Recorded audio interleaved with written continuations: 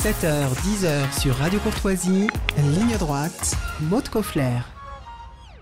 Nous en parlions hier avec nos invités Pierre-Alexandre Bouclet, Charles de Meyer et Stanislas Rigaud au cours de notre table ronde consacrée à sa mémoire, à son héritage. Patrick Buisson s'est éteint, mais il lègue à la droite une vision, une stratégie, une pensée, une certaine idée de la France d'avant, dont il fut le dernier Mohican selon les mots de Philippe de Villiers. Alors de quel héritage parle-t-on ? Qui était Patrick Buisson ? Comment a-t-il œuvré pour faire monter les idées conservatrices, notamment au cours des 10 ou 20 dernières années ? Nous en parlons ce matin avec notre invité Paul-Marie Couteau, bonjour. Bonjour Maud. Paul-Marie Couteau, vous êtes patron d'émission chez nous, bien sûr, mais je rappelle à nos éditeurs que vous avez d'abord été député européen pendant 10 ans, conseiller de Philippe Séguin, fondateur du parti Souveraineté, Identité et Liberté, rallié à Éric Zemmour lors de l'élection présidentielle de 2022. C'est une présentation un peu sommaire parce que vous n'avez pas fait que ça. On pourra d'ailleurs parler du nouveau conservateur tout à l'heure. Mais d'abord, j'aimerais vous faire réagir à ce que disait Philippe de Villiers au sujet de Patrick Buisson en évoquant la France d'avant. Qu'est-ce que c'est la France d'avant ? Et avez-vous le sentiment que Patrick Buisson s'est éteint avec elle ou qu'au contraire, il nous l'a transmise ? Oui, il y a deux façons de concevoir la France d'avant. La façon nostalgique, celle des trains qui n'allaient pas vite mais qui partaient et arrivaient à l'heure. Celle de la politesse, on tenait la porte dans le métro aux dames, aux messieurs âgés. On aimait sa famille et si on ne l'aimait pas, on faisait semblant de l'aimer parce qu'il fallait le faire et on se réunissait à Noël, on allait à la messe, voilà. On avait à cœur de parler une belle langue. Lire des livres, connaître le patrimoine, aimer notre histoire, voilà, tout ce qui s'est perdu, ce que j'ai vu, comme Patrick Buisson, s'évaporer au fil des années. Il y a une autre manière de concevoir la France d'avant, et c'est peut-être plus fructueux, et pour chacun de nous, c'est plutôt celle-ci qu'il faut cultiver, c'est la France qui n'est plus celle d'avant, mais la France multiséculaire, millénaire et peut-être éternelle, c'est-à-dire la France fille aînée de l'Église qui se reconnaît une mission dans le monde, une voie particulière dans un monde traversé de multiples violences, qui en a commis elle-même, mais beaucoup moins qu'on ne le dit, et plus justifiée qu'on ne le dit. Au fond, je dirais, un peu provocateur, c'est la France capétienne, la France royale et la France chrétienne, plus immémoriale. Et c'est celle-ci qu'il faut faire perdurer, et c'est celle-ci qu'aimait Patrick Buisson, tout en décryptant la mort de la France d'avant, dans la première conception que je viens de dire, c'est-à-dire celle qui nourrit une nostalgie. Mais mieux vaut, à mon avis, c'est un problème pour les conservateurs. Le conservateur que je suis, j'ai lancé une revue, comme vous le disiez, Maud, qui s'appelle Le Nouveau Conservateur, il y a 3 ans. Je voudrais faire vivre ce mot. J'avais lancé dans les années 90 un mot qui plaisait d'ailleurs à Patrick Buisson. Il m'en avait félicité, on peut dire, lors de notre première conversation. C'était très lointain, c'était vers 98, autour de Philippe de Villiers. Vous citez Philippe de Villiers, c'est grâce à lui que j'ai connu Patrick Buisson, il y a, mon Dieu, 26 ans. La première chose qu'il m'a dite, c'est vous avez bien fait d'assister pour lancer le mot souverainisme. Oui, on ne le dit pas assez. Et j'avais de prestigieux porte-parole, Charles Pasqua à l'époque, Philippe de Villiers, auparavant Philippe Séguin, à qui je glissais ce mot autant que possible ou dans mes modestes écrits. Mais le mot était un peu perdu, peut-être l'ai-je pas assez théorisé. Je suis passé au mot conservateur qui est tout aussi rassembleur, car comme Patrick Buisson, je pense que tout est perdu si les hommes de droite ne s'unissent pas. Autant dire que, on parlera peut-être de cela à propos de sa mort, autant dire que tout est perdu, parce qu'ils ne s'unissent pas et ils se désunissent. Donc tout est perdu. Il y a quelque chose à voir avec sa mort d'ailleurs, dans ce tout est perdu. Il est mort dans la solitude et peut-être dans le désespoir. Mais j'y reviendrai. Si le mot conservateur me nourrit et peut nourrir à long terme un regain, un renouveau, c'est en ce que il s'intéresse, et c'est comme ça qu'il faut concevoir le réflexe conservateur, l'esprit conservateur, peut-être l'esthétique ou l'éthique conservatrice. Elle consiste à nourrir non pas les choses du passé, mais les choses éternelles. C'est très différent. Ouais. Et c'est pour cela que je fais la distinction, pour reprendre votre question au vol, qui est excellente, Maud, entre la France d'avant, telle que nous l'avons connue, nous plus que vous, puisque vous êtes très jeune, et la France éternelle. Ce qu'il faut chercher, c'est la France éternelle, en tous les cas dans son destin multiséculaire et millénaire. Et peut-être que c'est à cette échelle-là qu'on peut retrouver un espoir, puisque l'espoir s'envole d'année en année à plus courte échelle. On a l'impression qu'on se situe un petit peu entre la nostalgie et l'espoir quand même que cette France perdure. Est-ce que Patrick Buisson était un homme blasé ? Vous parliez tout à l'heure de désespoir, que peut-être finalement sa mort accompagne ce désespoir. Vous me faites peur, parce que j'ai peur de dire oui, et je veux. On est là dans l'intimité d'un homme dont je n'étais pas d'ailleurs un de ses intimes. Nous nous voyons beaucoup, régulièrement, nous téléphonions. Je devais le voir d'ailleurs au mois de janvier, le 16 janvier. Dans son apparence, la dernière fois je l'ai vu, ou les conversations téléphoniques, il n'habitait pas à Paris, donc ça se faisait beaucoup ces derniers temps par téléphone, nos communications. Il n'apparaissait pas blasé, c'est un fait. Et les témoignages que j'ai d'amis communs qui l'ont vu au cours de son dernier passage à Paris à la mi-décembre, ne signalent aucun désabusement, aucune tristesse particulière, mais il y a ce que l'on montre, il y a ce que l'on sent. La dernière conversation que j'ai eue avec lui, elle sentait un peu le désespoir, ou alors c'était moi qui lui insufflais mon propre désespoir. C'était il y a 2 mois à peu près, je crois que c'était en novembre. Nous avions justement fixé le rendez-vous de janvier. Il devait accorder un entretien au nouveau conservateur, un entretien fleuve, puisqu'on avait décidé de réunir ces 2 derniers livres, 2 gros opus de 600 pages chacun. L'un s'appelait, c'était 2 beaux livres, très fouillés, très travaillés. Le dernier, c'était Décadence. Le premier tome, c'était La fin d'un monde. Tout de même, des titres pareils, ça inspire quelques tristesses. Et je ne sais pas comment qualifier le désespoir, à partir de quel moment la tristesse devient du désespoir. Je lui avais dit, un peu en boutade, Patrick, on continue à s'agiter comme des asticots, mais...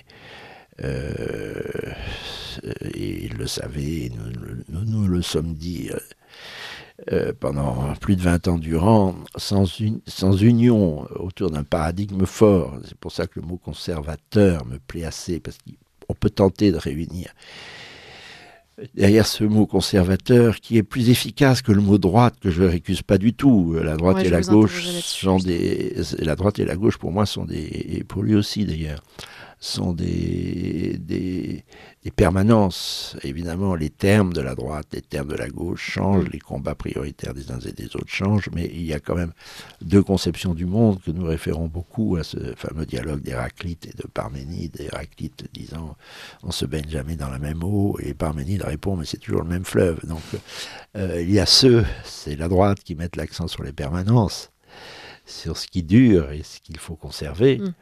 Et puis ceux qui aiment le mouvement, qui fait aussi partie de la vie du monde et de la vie tout court, et qui absorbent le monde entier dans ce mouvement perpétuel, avec cette idée de progression, et de progrès tout court, mouvement linéaire de l'histoire qui est propre de la gauche. Alors c'est vraiment d'ordre philosophique cette opposition.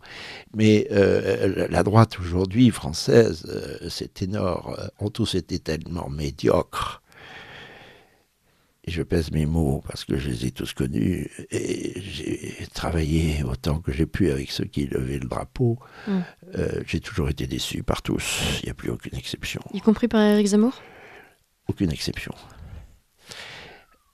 Et je dois dire que ça l'avait amusé de m'entendre lui dire vous vous intéressez encore aux élections.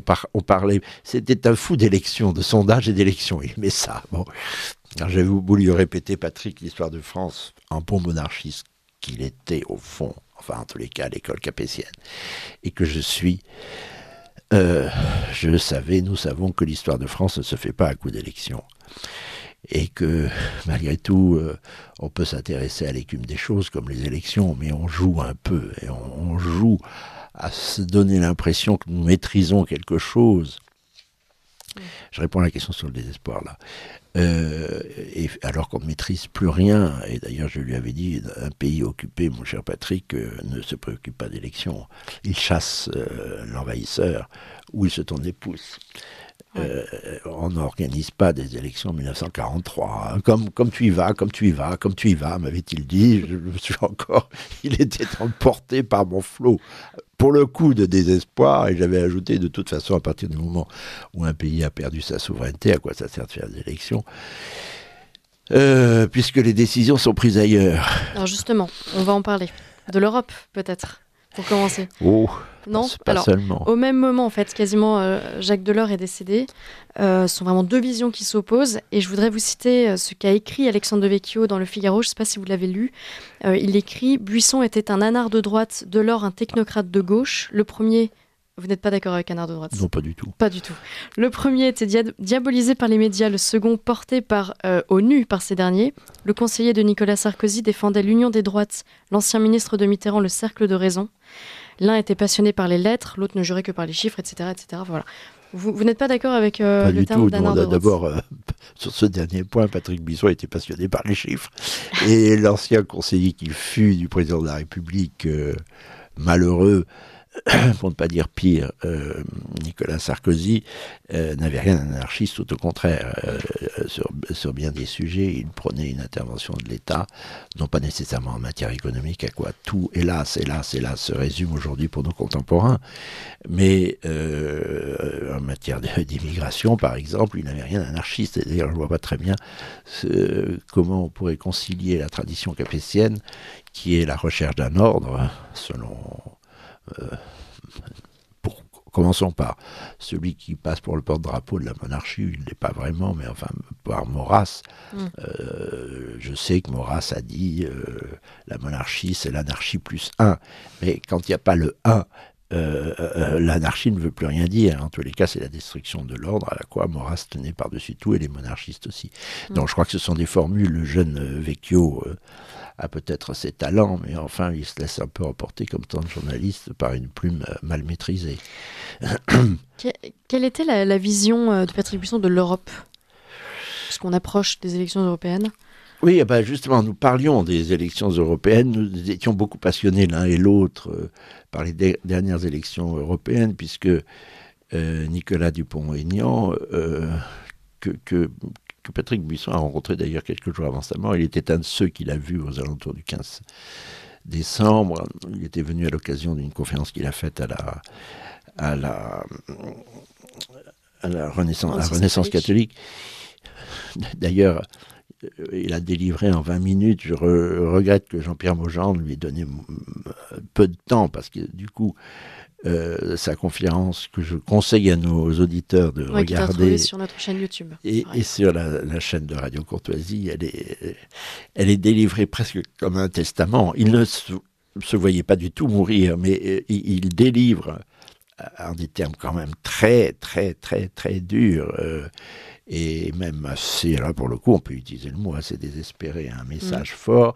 Et comme il était limité par le temps, par Maugendre, il allait très vite. Et donc, il y avait quelque chose d'haletant qui, justement, amplifie l'aspect testamentaire, comme s'il parlait dans un dernier souffle. Mais ce n'est pas de cela dont je parlais. Je voulais quand même citer cette conférence parce qu'elle est remarquable, et j'incite sur le site de Radio Courtoisie à la regarder. Mais je parlais de Nicolas Dupont-Aignan. Pour revenir au sujet, il avait rencontré à cette occasion, nous on s'était loupé, on avait pris rendez-vous pour janvier, et il avait Nicolas Dupont-Aignan avait demandé à Patrick Buisson et moi-même de lui faire une liste très œcuménique, parce que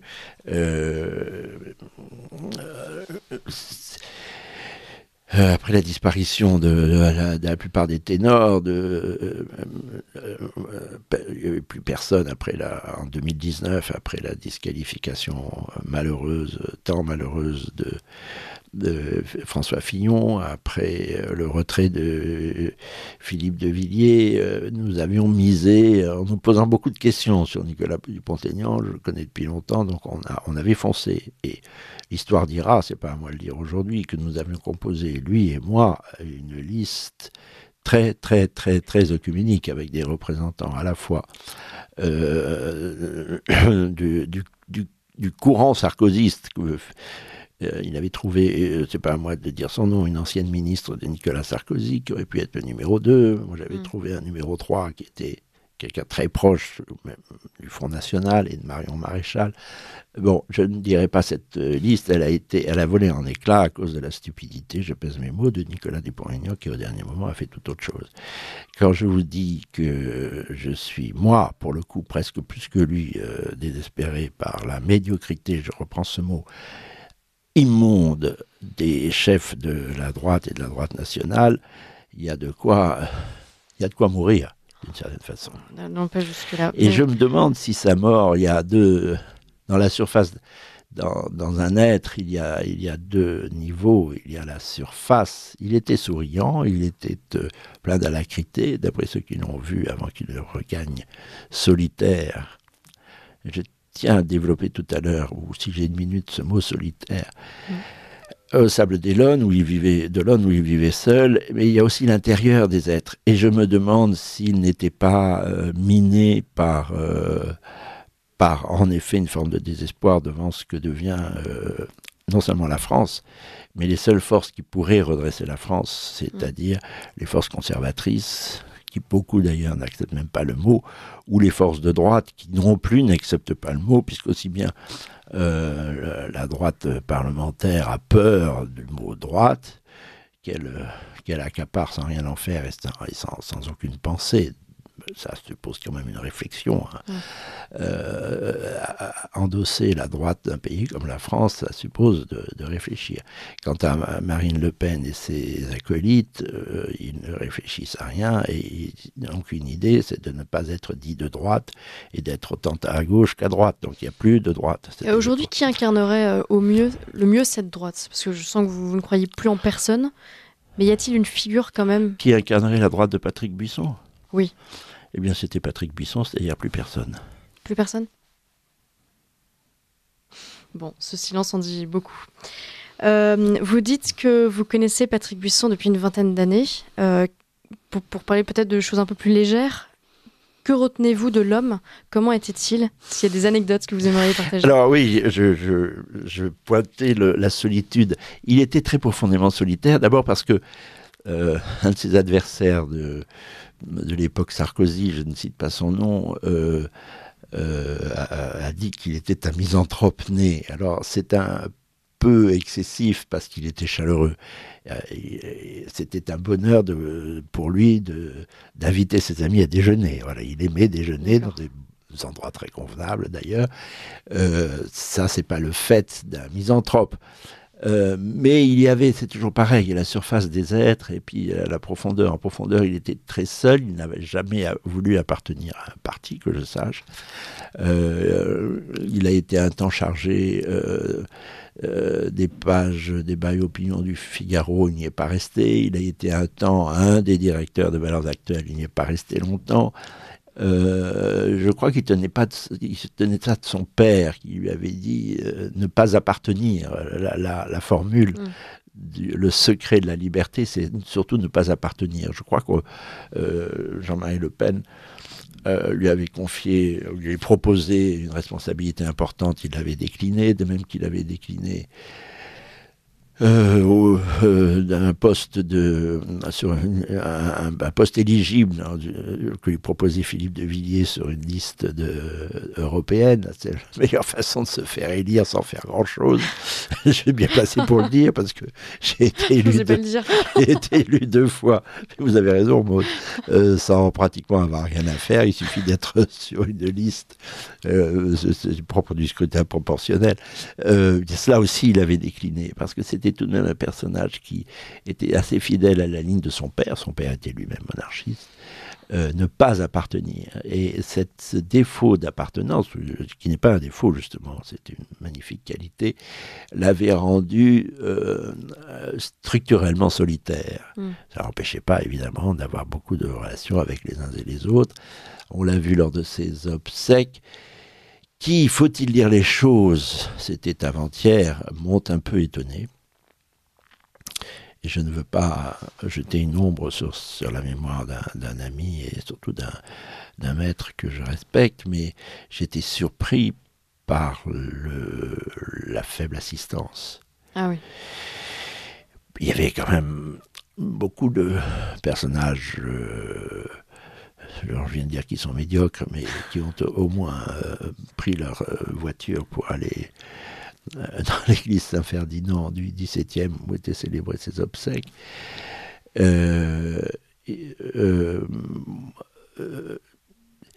C'était assez poignant de voir ce solitaire, plein de solitude aussi, le jour de ses obsèques.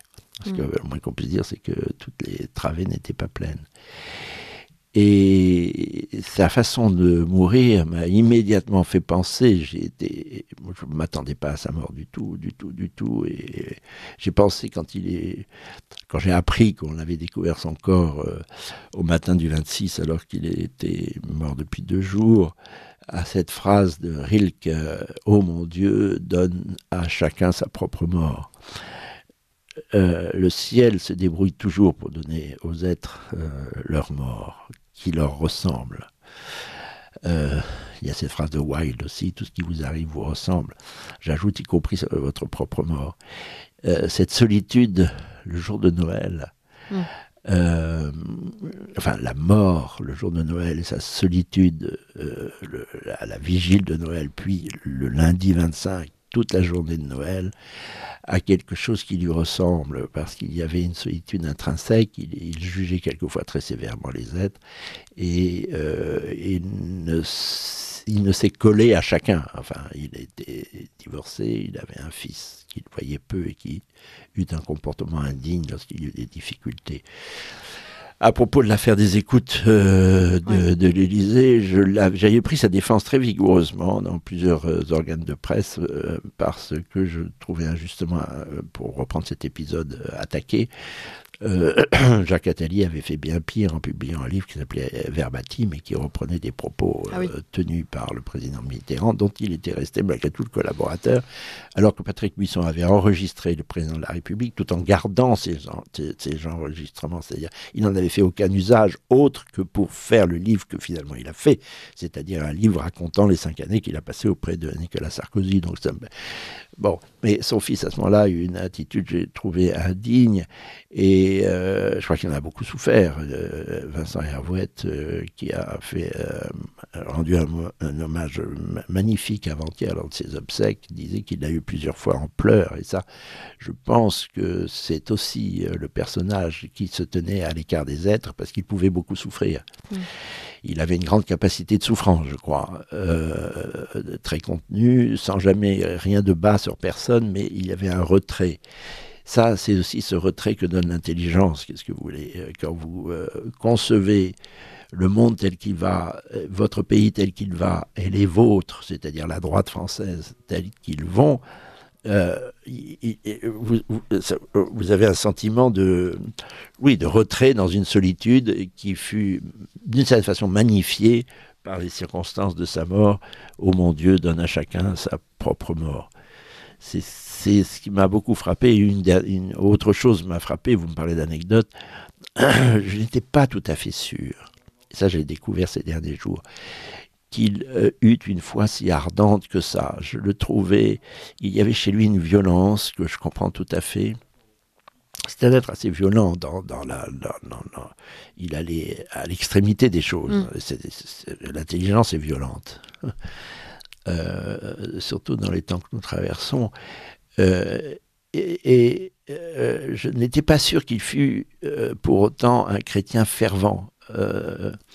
Alors j'ai découvert que si, il allait à la messe, il avait un commerce très régulier avec un prêtre africain d'ailleurs, des Sables d'Olonne, et il allait très souvent dans une confrérie monacale, et il avait fait ce que je trouve splendide et stupéfiant. Il avait fait une crèche.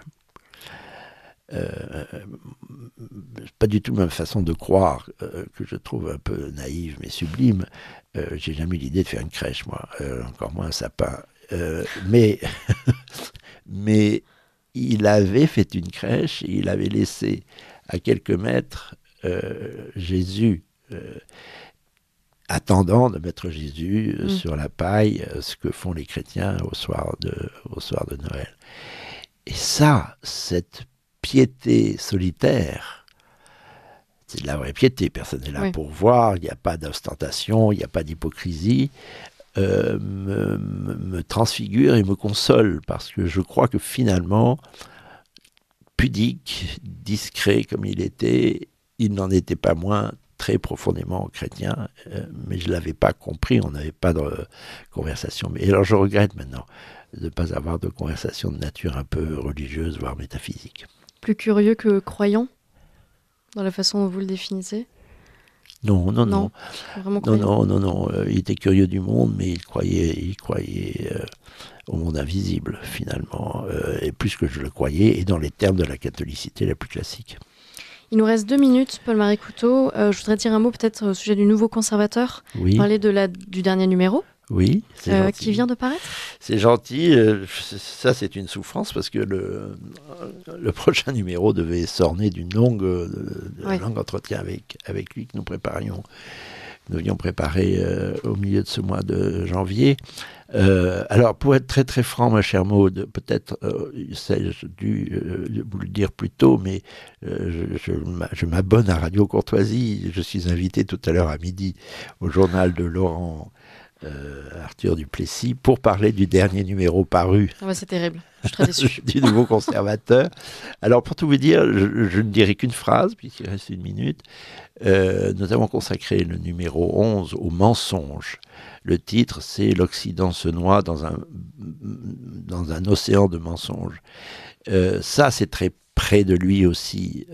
Ce qui nous fait souffrir, ce qu'il a fait souffrir, peut-être ce qu'il a fait mourir, c'est cette accablante succession de mensonges dans lesquels nous vivons, les mensonges historiques, les mensonges sur la guerre, sur la Seconde Guerre mondiale, sur la guerre d'Algérie, sujet qui lui tenait particulièrement à cœur, qui était une divergence entre lui et moi. Parce il concevait très bien le gaullisme comme étant une suite de la pensée et de la tradition capétienne, mais enfin, la personne du général de Gaulle, il l'aimait moins que moi en tous les cas.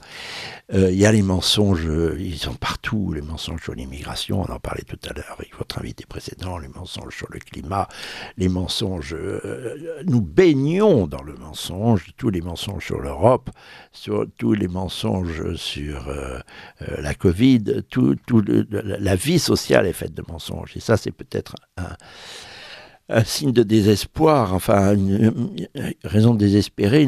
Il n'empêche que le numéro 11 du Nouveau Conservateur consiste à lister tous ces mensonges, surtout les mensonges historiques, l'énorme mensonge qu'est la Révolution française. Ça nous réunissait toujours. Il y a une succession de mensonges sur la Révolution française qui est le fondement d'une république qui ne tient pas debout. Cette république ne tiendra jamais debout. Aucune république française n'a tenu debout. La première république a fini dans la terreur, la deuxième a fini dans l'anarchie et la défaite. La troisième a fini dans la défaite et le désastre, et la quatrième dans le ridicule. La cinquième finit dans le néant, comme on le voit. La République en France, ça ne tient pas parce que ça repose sur une succession de mensonges. Et les énumérons tous ces mensonges fondateurs, si on peut dire, ou plutôt destructeurs, sur lesquels nous vivons dans ce numéro 11 du Nouveau Conservateur, dont je vous remercie d'évoquer le nom. Mais je vous remercie Paul-Marie Couteau. Je rappelle à nos auditeurs que cet entretien, comme tous les autres, sont à retrouver sur notre chaîne YouTube, ainsi que la dernière intervention publique de Patrick Buisson, parue le mois dernier en partenariat avec Renaissance Catholique. Et Paul-Marie, on vous retrouve de toute façon, nos auditeurs vous retrouvent à midi. Tout à l'heure à midi avec Laurent Arthur Duplessis. Merci beaucoup Paul-Marie Couteau, à bientôt. C'est moi qui vous remercie.